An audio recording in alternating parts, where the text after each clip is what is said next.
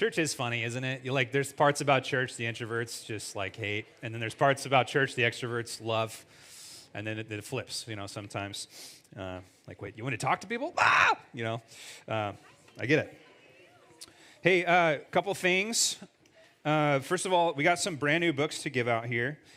This is a kid's book. It's called, I got 3 of them actually. The Good News of Christmas by a dear friend of mine, Rousseau Brosser, who is also the Quester, if you've ever heard of the Quester. If you haven't, Google the Quester, and you'll find out.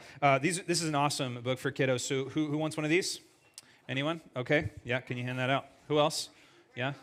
Grandma over here? Yeah? Huh! Just kidding. Just kidding. I wouldn't do that.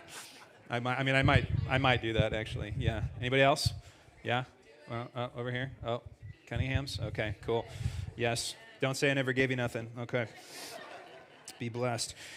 Hey, a couple announcements before we jump into the word. First of all, we got a men's breakfast coming up. I saw that already 30 or more of you guys signed up, but that's awesome. But I'd really love to see every guy that can be there, if at all possible, to be here.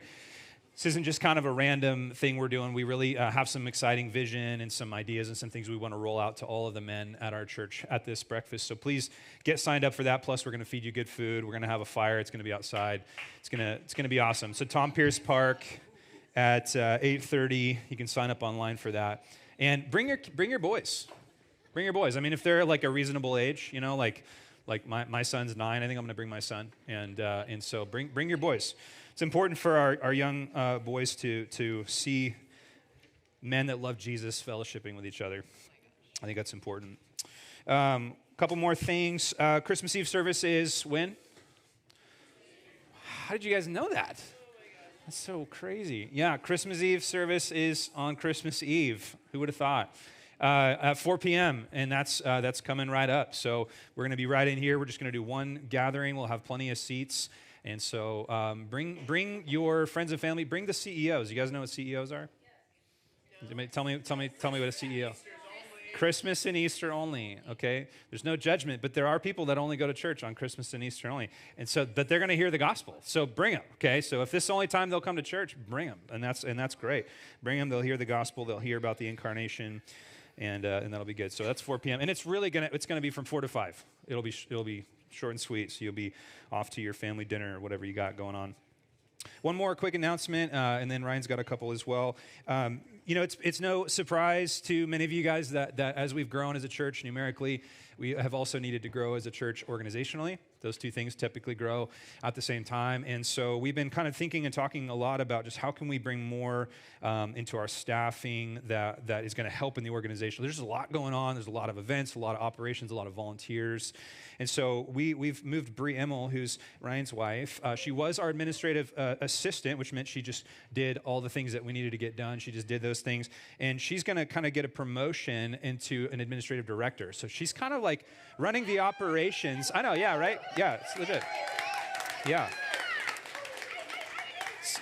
So the reason I'm telling you this is because that means Bree's going to be involved at an operational level in almost just about every ministry. So if you're running a ministry, there's a good chance at some point Bree's going to be like, hey, what's going on here? How can I help? How can we build this? How can we help you do it better? Whatever it is. So she's going to just kind of operate in that operational band of all the different ministries, which is good because Ryan and I are pastors and we are not always the most organizationally organized, right?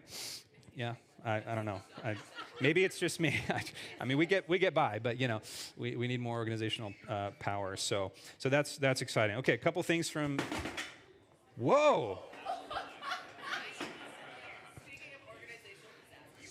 That was like Jesus flipping the table moment, dude. That was flipping the chair.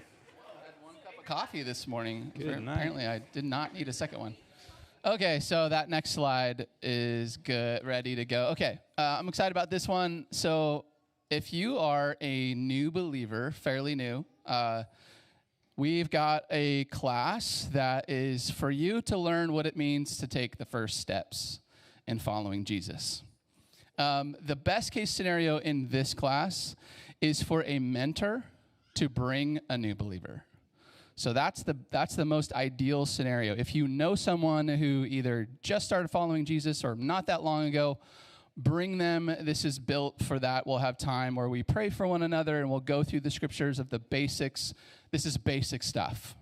basic. So if you're like an advanced, been a believer for a while, this is probably not going to be very, like, you're going to be like, wow, I just know all this stuff. But if you know somebody, or if you are a new believer, or if at any point you get saved during this sermon today or this morning, someone leads you to Christ, come to this.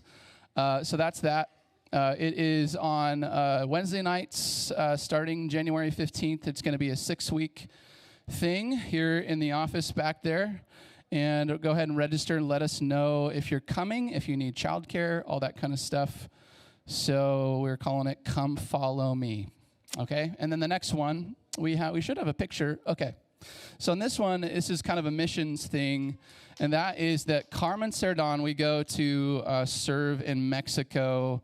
Well, Kayleese goes there like 100 times a year, but as far as like a team, we usually go once a year. So maybe we'll do that more at some point. But this announcement this morning is about the fact that we are getting to fund a Christmas dinner for them in Carmen Cerdon. And so I just wanted you to know that so that you can kind of like, our hearts can be kind of rejoicing together that we're able to bless them in that way. And here's some pictures of them enjoying Christmas dinner. And so one more thing, just be praying for them. They're going through some transitions right now in staff and stuff. So that can just be jarring and unsettling. And so just be keeping them in your prayers. And that's it this morning, guys.